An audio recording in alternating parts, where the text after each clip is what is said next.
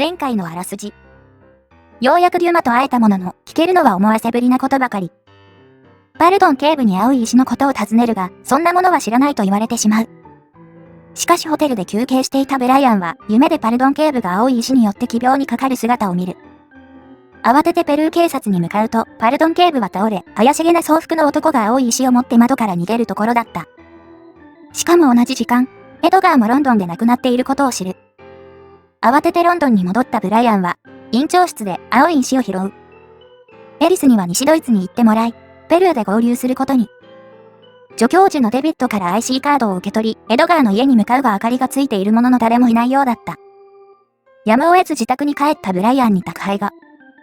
エドガーは悪魔の福音と翻訳書をあらかじめブライアンに送っていたのだった。エドガーから悪魔の福音が届いたんだよね。そういえば手紙もあるみたい。前に見せてもらった悪魔の福音だ。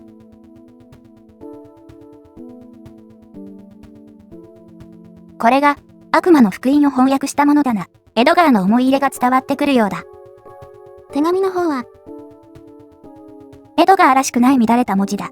よっぽど急いでいたに違いない。ガイスへの伝言にしてもそうだし、気になるな。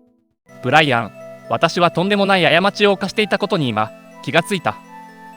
この手紙と一緒に送った翻訳書を見てもらえればわかると思うが、悪魔の福音を保管するために選んだところが、実は一番危険なところだったのだ。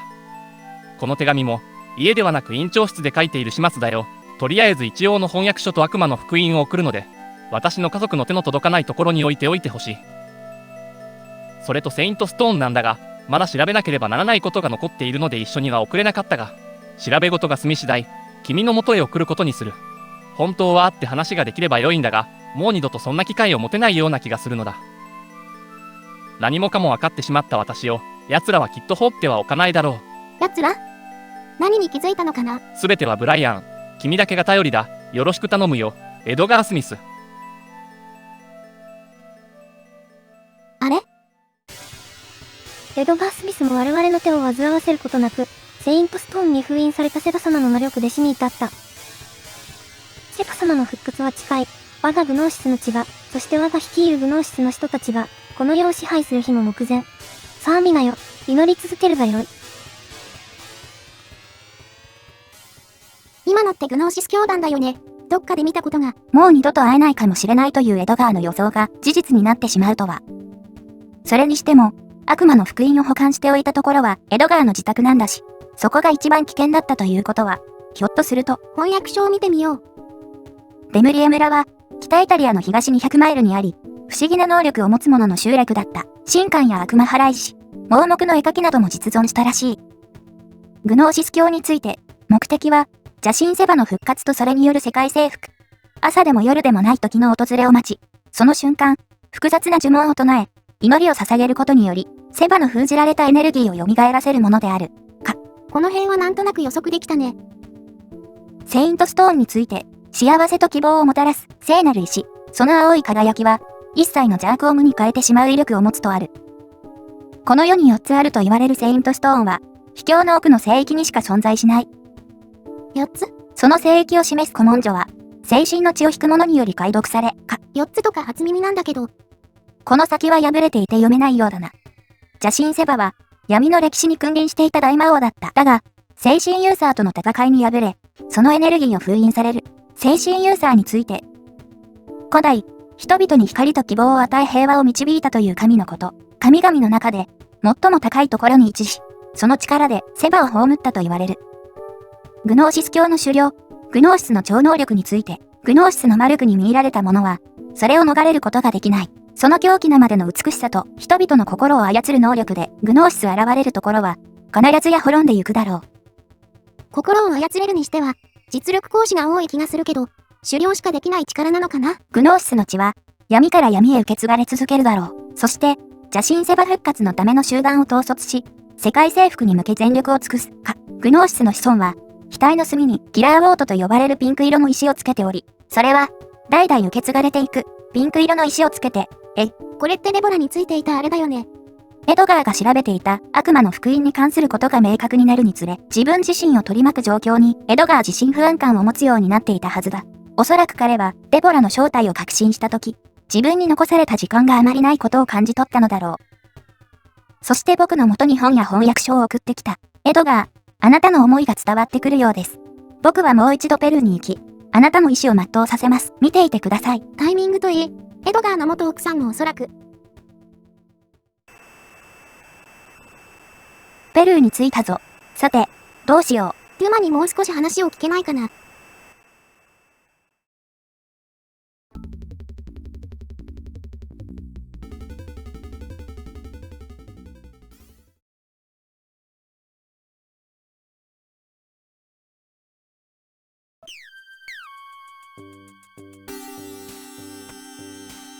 そなたが何もかもを認識するときまで、何度でも訪れるがよい。ブライアン・パールよ。あなたが、リマの地方紙で予言したダム工事絡みの呪いについてなんですが。そなたもすでに見たであろう。悪魔の福音にこそ、真実が記されている。悪魔の福音知ってるんだ。ブライアン・パールよ。私はデブリエの生き残り、そして、デバイン・ハウエルは我が同志。デバイン・ハウエルが同志、どういうことですか？我々は聖神ユーサー様のしもべとして従い、そして邪神セバ率いるグノーシス教団と戦った。デバインはその戦いの始まりから未来へ通じる予言の書までを書き添え、一冊の書物としたのじゃ。この書には邪神セバの誕生から消滅に至るまでの様子とそれに関連した出来事が克明に記されている。その書が悪魔の福音なのですね。デムリエの生き残り、では、悪魔の福音に書かれているすべての内容を理解しているのですね。さよ。ならば教えてください。肝心のところがわからないのです。私が教える必要などないのじゃよ。あくまで思い出せってこと？グノーシス教について教えてください。13世紀のデムリエに神官グノーシスという高度な魔術を操ることのできる者がいた。そのグノーシスが宗師として、セバ復活の邪教を広め、世界を征服しようとしたのじゃ。13世紀、デムリエが滅びた時に、グノーシス教も一緒に滅んだのではなかったのですか？デムリエの生き残りは正義だけではなかったのじゃよ。その邪神セバとは？古代から密かに語り継がれてきた大魔王のことじゃ。その強大な超能力とエネルギーでこの世を支配しようとしたと言われている。あなたたちが精神ユーザーのしもべ？どういうことですか？邪神セバ、そして、それを迎えつ精神ユーザー、古代からの宿命になぞり、双方とも復活を繰り返している。つまり、セバを倒すことのできる者は、この世でユーザーしか、おらんということじゃ。セイントストーンとセバ、ユーザーらの関わりが今一つはっきりしないんですが。その昔、神々の時代から世界のところどころに聖域が存在したらしい。その聖域の中でも最も崇高だった4つの聖地の奥深く眠ると伝えられる秘宝セイントストーン。この石でなければセバの能力を封印することは不可能だったのじゃ。ユーサーはセイントストーンを探し出し、4つの石にセバの能力を格納した。そしてまた、元のサンクチュアリに戻したのじゃが、周期的に石の力が弱まる。その時に向けて決められた時刻、セバ復活のための呪文を唱えれば確実に悪魔はこの世に蘇るのじゃ。やっぱりセイントストーンは4つなんだ。そなたに関わる者たちの役割と運命を把握していくことじゃよ。さすれば、おのずと世界は見えてくるはず。あなたはもっと多くのことを僕に伝えなければならないと思います。僕の正体は、気づいたのか？ブライアン・パールよ。僕は僕でしかありません。一体何を思い出せというのですか？すべてはなるようにしかならぬ。そなたはすでに後戻りすることのできぬ世界にある。エリス・ミラーさえ、どうすることもできない宿命の星なのじゃ。エリスも関係あるんだ。エリスが宿命の星？どういう意味ですか？すべてはたった一つの悲劇から生まれた事実。もっと、はっきりおっしゃってください。エリスのすべてを知ることじゃ。さすれば、おのずと真実に近づくじゃろうて。ガストバという古美術商が、デムリエの生き残りに会えばすべてわかると言っているのですが。あやつもバカな男じゃて。知ってるんだね。セイントストーンが眠っているという聖域とはどこなのですか？我々にはそれを見つけ出すことはできぬ。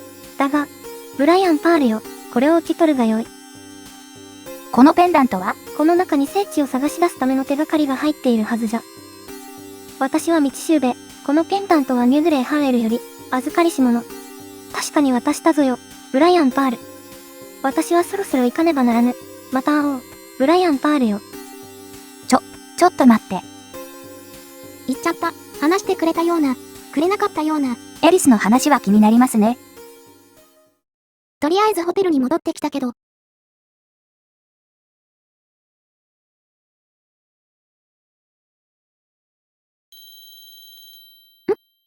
電話？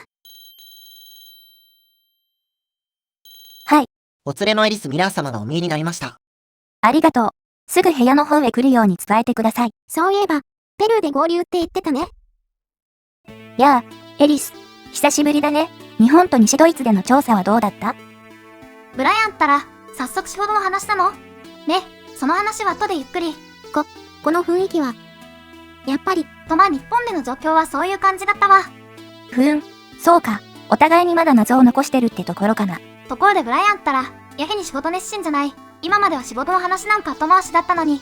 自分でも不思議なんだ。デュマに言われたこともあるし、気になることだらけでね。早く解決させてスッキリしたいわね。ああ、本当だ。また仕事の話で悪いんだが、西ドイツでの調査はどうだった？青石がどういう経路で流れたかははっきりしたわ。エイミの実家に行ってみたんだけど、ごく普通の家庭で何一つ問題点はなかったわ。エイミの病室にあったハインツという写真の男の子、リッツ・シュミットの息子だったわ。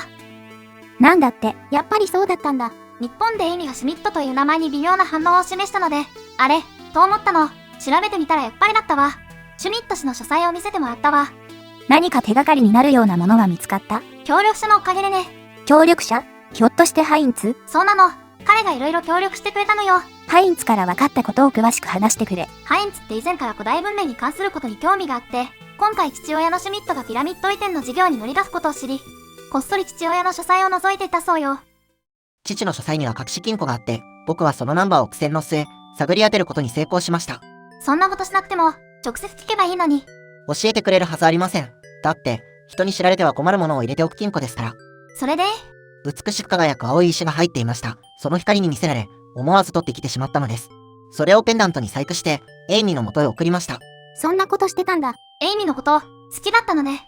はい、少しでも彼女が喜んでくれるなら、と、でも父の死後日記を読んで唖然としました。あの青い石は考古学上触れてはいけないものだということ。